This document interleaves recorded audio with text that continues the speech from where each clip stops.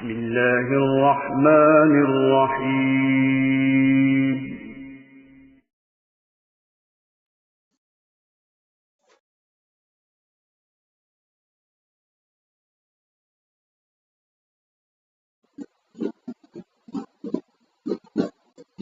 الف لام میم الف لام میم۔ مختلف صورتوں کے شروع میں یہ حروف اسی طرح الگ الگ نازل ہوئے تھے۔ ان کو حروف مقطعات کہتے ہیں، اور صحیح بات یہ ہے کہ ان کا ٹھیک ٹھیک مطلب اللہ تعالیٰ کے سوا کسی کو معلوم نہیں۔ یہ اللہ تعالیٰ کی کتاب کا ایک راز ہے جس کی تحقیق میں پڑھنے کی ضرورت نہیں، اور عقیدے یا عمل کا کوئی مسئلہ ان کے سمجھنے پر موقوف نہیں۔ ذلك الكتاب لا ريب فيه هدى للمتقين۔ اس کتاب کے اللہ کی کتاب ہونے میں کوئی شک نہیں، پرہیزگاروں کو راہ دکھانے والی ہے۔ یعنی اس کتاب کی ہر بات کسی شک و شبہ کے بغیر درست ہے۔ انسان کی لکھی ہوئی کسی کتاب کو 100% شک سے بالاتر نہیں سمجھا جا سکتا، کیونکہ انسان کتنا ہی بڑا عالم ہو اس کا علم محدود ہوتا ہے، اور اکثر اس کی کتاب اس کے ذاتی گمان پر مبنی ہوتی ہے۔ لیکن چونکہ یہ کتاب اللہ تعالیٰ کی ہے جس کا علم لامحدود بھی ہے اور 100% یقینی بھی، اس لیے اس میں کسی شک کی گنجائش نہیں۔ کسی کو شک ہو تو یہ اس کی ناسمجھی کی وجہ سے ہوگا۔ کتاب کی کوئی بات شبہ والی نہیں۔ اگرچہ قرآن کریم نے صحیح راستہ ہر ایک کو دکھایا ہے، خواہ وہ مومن ہو یا کافر، اس لیے اس معنی کے لحاظ سے اس کی ہدایت سب کے لیے ہے۔ لیکن نتیجے کے اعتبار سے دیکھا جائے تو اس ہدایت کا فائدہ انہی کو پہنچتا ہے جو اس کی بات مان کر اس کے تمام احکام اور تعلیمات پر عمل کرے۔ اس لیے یہ فرمایا گیا کہ یہ ہدایت ہے ڈر رکھنے والوں کے لیے جو بے دیکھی چیزوں پر ایمان لاتے ہیں۔ الخاتم۔ ڈر رکھنے کا مطلب یہ ہے کہ انسان یہ بات ہمیشہ پیش نظر رکھے کہ اسے ایک دن اللہ کے حضور اپنے تمام اعمال کا جواب دینا ہے، لہٰذا مجھے کوئی ایسا کام نہ کرنا چاہیے جو اس کی ناراضی کا باعث ہو۔ اسی خوف اور دھیان کا نام تقویٰ ہے۔ بے دیکھی چیزوں کے لیے قرآن کریم نے غیب کا لفظ استعمال فرمایا ہے۔ اس سے مراد وہ چیزیں ہیں جو آنکھوں سے دکھائی نہیں دیتی، نہ ہاتھ سے چھو کر یا ناک سے سونگھ کر انہیں محسوس کیا جا سکتا ہے، بلکہ وہ صرف اور صرف اللہ تعالیٰ کی وحی کے ذریعے معلوم ہوتی ہیں۔ یعنی یا تو قرآن کریم میں ان کا ذکر ہے یا آن حضرت صلی اللہ علیہ وسلم نے وحی کے ذریعے وہ باتیں معلوم کر کے ہمیں بتائی ہیں، مثلاً اللہ تعالیٰ کی صفات، جنت و دوزخ کے حالات، فرشتے وغیرہ۔ یہاں اللہ کے نیک بندوں کی یہ تعریف کی جا رہی ہے کہ یہ لوگ صرف اللہ تعالیٰ اور اس کے رسول صلی اللہ علیہ وسلم کے ارشادات پر یقین کر کے ان چیزوں کو دل سے مانتے ہیں جو انہوں نے آنکھوں سے نہیں دیکھی۔ یہ دنیا چونکہ امتحان کی جگہ ہے، اس لیے اگر یہ چیزیں آنکھوں سے نظر آ جاتی اور پھر کوئی شخص ان پر ایمان لاتا تو کوئی امتحان نہ ہوتا۔ اللہ تعالیٰ نے ان چیزوں کو انسان کی نگاہ سے پوشیدہ رکھا ہے، لیکن ان کے وجود کے بے شمار دلائل مہیا فرما دیے ہیں کہ جب کوئی شخص ذرا انصاف سے غور کرے گا تو ان باتوں پر ایمان لے آئے گا اور امتحان میں کامیاب ہوگا۔ قرآن کریم نے بھی وہ دلائل بیان فرمائے جو انشاءاللہ آگے آتے رہیں گے۔ ضرورت صرف اس بات کی ہے کہ قرآن کریم کو حق طلبی کے جذبے سے غیر جانبدار ہو کر پڑھا جائے اور یہ خیال دل میں رکھا جائے کہ یہ معاملہ ایسا نہیں ہے کہ اس میں لاپرواہی برتی جائے۔ یہ انسان کی ہمیشہ کی زندگی کی بہتری اور تباہی کا معاملہ ہے، لہٰذا یہ ڈر دل میں ہونا چاہیے کہ کہیں میری نفسانی خواہشات قرآن کریم کے دلائل ٹھیک ٹھیک سمجھنے میں رکاوٹ نہ بن جائیں۔ اس لیے مجھے اس کی دی ہوئی ہدایت کو تلاش حق کے جذبے سے پڑھنا چاہیے اور پہلے سے دل میں جمے ہوئے خیالات سے ذہن کو خالی کر کے پڑھنا چاہیے تاکہ مجھے واقعی ہدایت نصیب ہو۔ یہ ہدایت ہے ڈر رکھنے والوں کے لیے کا ایک مطلب یہ بھی ہے الذين يؤمنون بالغيب ويقيمون الصلاة ومما رزقناهم ينفقون۔ جو لوگ غیب پر ایمان لاتے ہیں اور نماز کو قائم رکھتے ہیں اور ہمارے دیے ہوئے مال میں سے خرچ کرتے ہیں۔ جو لوگ قرآن کریم کی ہدایت سے فائدہ اٹھاتے ہیں، یہاں ان کی اہم صفات بیان فرمائی گئی ہیں۔ ان میں سب سے پہلی صفت تو یہ ہے کہ وہ غیب یا اندیکھی چیزوں پر ایمان لاتے ہیں، جس کی تفصیل پیچھے گزری۔ اس میں تمام ایمانیات داخل ہو گئے، جس کا خلاصہ یہ ہے کہ جو کچھ اللہ تعالیٰ نے قرآن کریم میں بیان فرمایا یا جو کچھ نبی اکرم صلی اللہ علیہ وسلم نے ارشاد فرمایا، ان سب پر ایمان لاتے ہیں۔ دوسری چیز نماز قائم کرنا بیان کی گئی جو بدنی عبادتوں میں سب سے اہم ہے، اور تیسری چیز اپنے مال میں سے اللہ تعالیٰ کے راستے میں خرچ کرنا ہے، جس میں زکوٰۃ و صدقات آ جاتے ہیں جو مالی عبادت ہے۔ والذين يؤمنون بما أنزل إليك وما أنزل أنزل من قبلك وبالآخرة هم يوقنون۔ اور جو لوگ ایمان لاتے ہیں اس پر جو آپ کی طرف اتارا گیا اور جو آپ سے پہلے اتارا گیا، اور وہ آخرت پر بھی یقین رکھتے ہیں۔ یعنی اس بات پر ایمان رکھتے ہیں کہ جو وحی حضور اقدس صلی اللہ علیہ وسلم پر اتاری گئی وہ بھی بالکل سچی ہے، اور جو آپ سے پہلے انبیاء کرام علیہم السلام مثلاً حضرت موسیٰ یا حضرت عیسیٰ علیہم السلام پر نازل کی گئی تھی وہ بھی بالکل سچی تھی، اگرچہ بعد میں لوگوں نے اسے ٹھیک ٹھیک محفوظ نہ رکھا بلکہ اس میں تحریف کر دی۔ اس آیت میں ایک لطیف اشارہ اس طرف بھی موجود ہے کہ وحی کا سلسلہ حضرت صلی اللہ علیہ وسلم پر ختم ہو گیا۔ آپ کے بعد کوئی ایسا شخص پیدا نہیں ہوگا جس پر وحی آئے یا اسے پیغمبر بنایا جائے، کیونکہ یہاں اللہ تعالیٰ نے صرف حضرت صلی اللہ علیہ وسلم پر نازل ہونے والی وحی اور آپ سے پہلے کے انبیاء علیہ السلام پر نازل ہونے والی وحی کا ذکر فرمایا ہے، آپ کے بعد کی کسی وحی کا ذکر نہیں فرمایا۔ اگر آپ کے بعد بھی کوئی نیا پیغمبر آنے والا ہوتا یا اس کی وحی پر ایمان لانا ضروری ہوتا تو اس کو بھی یہاں بیان فرمایا جاتا، جیسا کہ پچھلے پیغمبروں سے یہ عہد لیا گیا تھا کہ آپ حضرات کے بعد حضور نبی کریم صلی اللہ علیہ وسلم تشریف لانے والے ہیں، آپ کو بھی ان پر ایمان رکھنا ہوگا۔ آخرت سے مراد وہ زندگی ہے جو مرنے کے بعد حاصل ہوگی اور جو ہمیشہ کے لیے ہوگی، اور اس میں ہر بندے کو دنیا میں بھی کیے ہوئے اعمال کا حساب دینا ہوگا، اور اسی کی بنیاد پر یہ فیصلہ ہوگا کہ وہ جنت میں جائے گا یا جہنم میں۔ اگرچہ یہ آخرت بھی ان اندیکھی چیزوں میں شامل ہے جس پر ایمان لانے کا ذکر سب سے پہلے کیا گیا تھا، لیکن آخر میں اسے علیحدہ کر کے خصوصی اہمیت کے ساتھ ذکر کیا گیا ہے۔ شاید اس کی وجہ یہ ہے کہ آخرت کا عقیدہ ہی در حقیقت انسان کی سوچ اور اس کی عملی زندگی کو صحیح راستے پر رکھتا ہے۔ جو انسان یہ یقین رکھتا ہو کہ ایک دن مجھے اللہ کے سامنے پیش ہو کر اپنے ہر عمل کا جواب دینا ہے، وہ کسی گناہ یا جرم کے ارتکاب پر کبھی ڈھٹائی کے ساتھ آمادہ نہیں ہوگا۔ أولئك على هدى من ربهم وأولئك هم المفلحون۔ یہی لوگ اپنے رب کی طرف سے ہدایت پر ہیں اور یہی لوگ فلاح اور نجات پانے والے ہیں۔ إن الذين كفروا سواء عليهم أأنذرتهم أم لم تنذرهم لا يؤمنون۔ کافروں کو آپ کا ڈرانا یا نہ ڈرانا برابر ہے، یہ لوگ ایمان نہ لائیں گے۔ یہاں ان کافروں کا ذکر ہو رہا ہے جنہوں نے یہ طے کر لیا تھا کہ چاہے کتنے واضح اور روشن دلائل ان کے سامنے آ جائیں وہ کبھی حضرت صلی اللہ علیہ وسلم کی دعوت پر ایمان نہیں لائیں گے۔ حضرت عبداللہ بن عباس رضی اللہ عنہما نے اس آیت کی تفسیر میں فرمایا کہ یہ وہ لوگ ہیں جو کفر پر اڑ گئے ہیں۔ ترجمے میں کفر اپنا لیا ہے کہ الفاظ اسی مفہوم کو ادا کرنے کے لیے استعمال کیے گئے ہیں۔ ڈرانا انذار کا ترجمہ کیا گیا ہے۔ قرآن کریم نے انبیاء کرام علیہم السلام کی دعوت کو بکثرت ڈرانے سے تعبیر فرمایا ہے، کیونکہ انبیاء کرام علیہم السلام لوگوں کو کفر اور بدعمالیوں کے برے انجام سے ڈراتے ہیں، لہٰذا آیت کا مطلب یہ ہوا کہ آپ چاہے ان کو دعوت دیں یا نہ دیں، ان کے سامنے دلائل پیش کریں یا نہ کریں، چونکہ انہوں نے تہیہ کر رکھا ہے کہ کوئی بات ماننی نہیں ہے، اس لیے وہ ایمان نہیں لائیں گے۔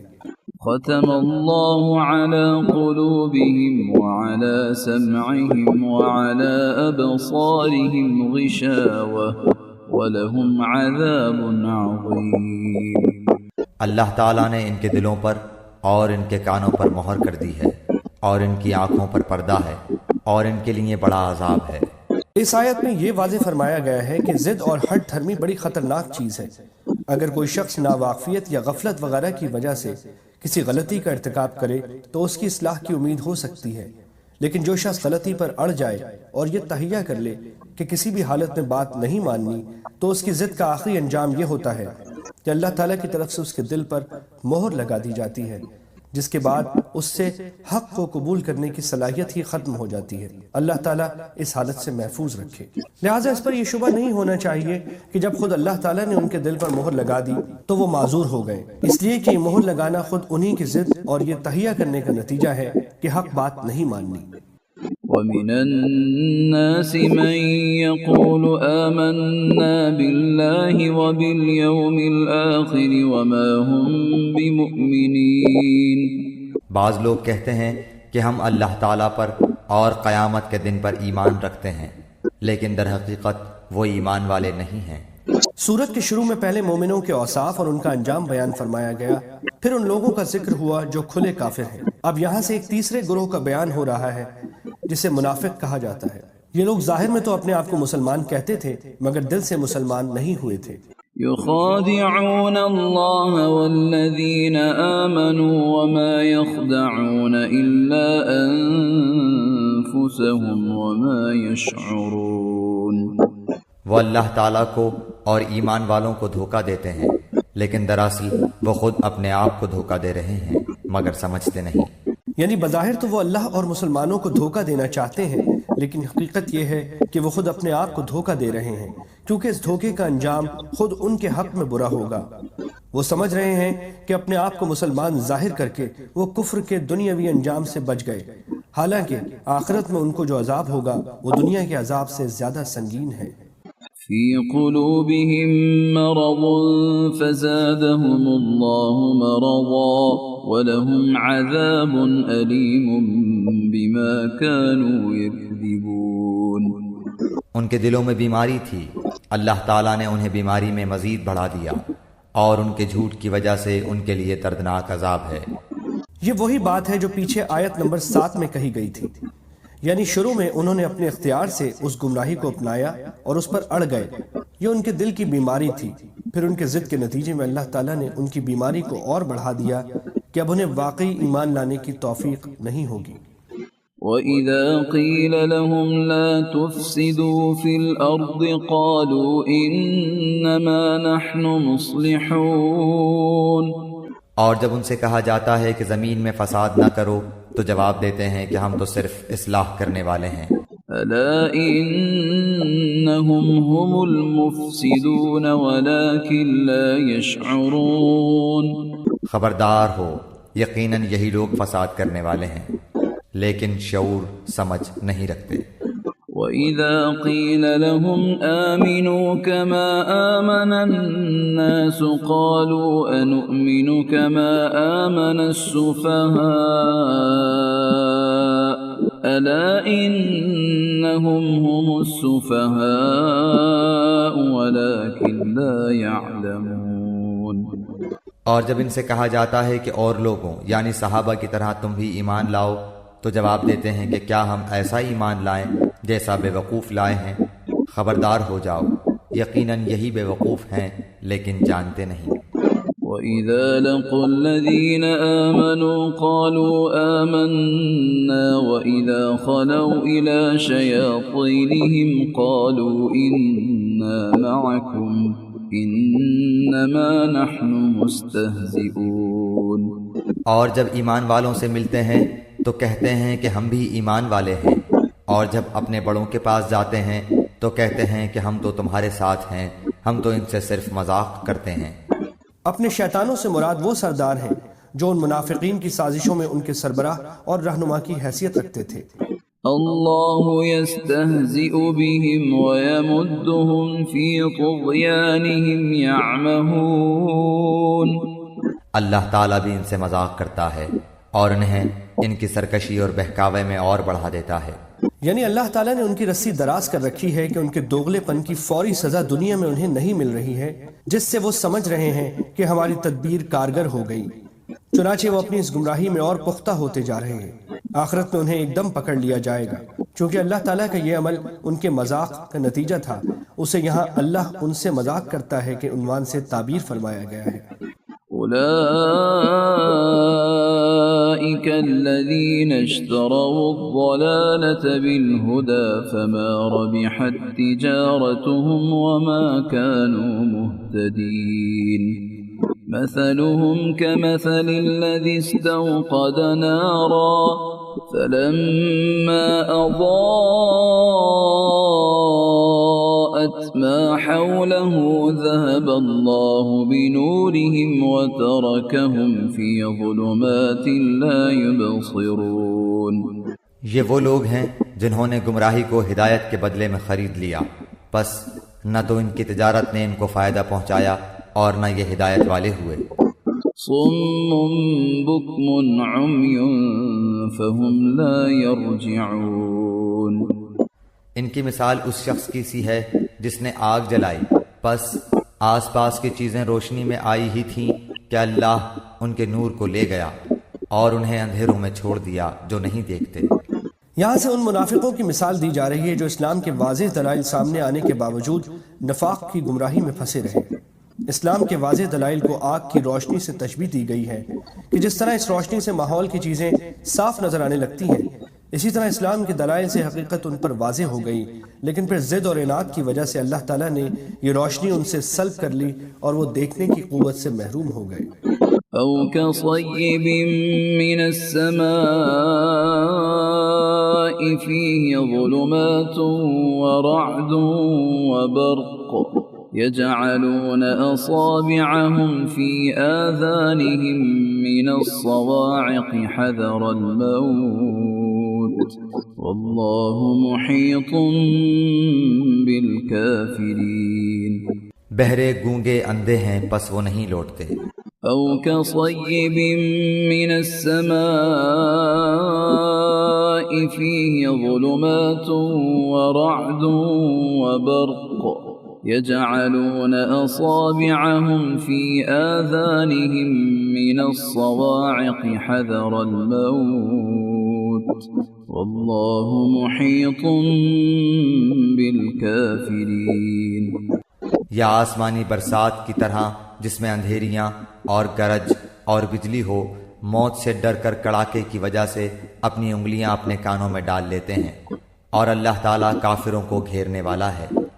منافقوں کی پہلی مثال تو ان منافقین سے متعلق تھی جو اسلام کے واضح دلائل سامنے آنے کے باوجود خوب سوچ سمجھ کر کفر اور نفاق کا رستہ اختیار کیے ہوئے تھے۔ اب منافقین کے اس گروہ کی مثال دی جا رہی ہے جو اسلام لانے کے بارے میں تذبذب کا شکار تھا۔ جب اسلام کی حقانیت کے دلائل سامنے آتے تو اس کے دل میں اسلام کی طرف جھکاؤ پیدا ہوتا اور وہ اسلام کی طرف بڑھنے لگتے، لیکن جب اسلامی احکام کی ذمہ داریاں اور حلال و حرام کی باتیں سامنے آتی تو وہ اپنی خود غرضی کی وجہ سے رک جاتے۔ یہاں اسلام کو ایک برستی ہوئی بارش سے تشبیہ دی گئی ہے، اور اس میں کفر و شرک کی خرابیوں کا جو بیان ہے اسے اندھیروں سے، اس میں کفر و شرک پر عذاب کی جو دھمکیاں دی گئیں انہیں گرج سے تشبیہ دی گئی ہے۔ نیز قرآن کریم میں حق کے جو دلائل اور حق کو تھامنے والوں کے لیے جنت کے جو وعدے کیے گئے ہیں انہیں بجلی کی روشنی سے، جب یہ روشنی ان کے سامنے چمکتی ہے تو وہ چل پڑتے ہیں، مگر کچھ دیر میں ان کی خواہشات کی ظلمت ان پر چھا جاتی ہے تو کھڑے رہ جاتے ہیں۔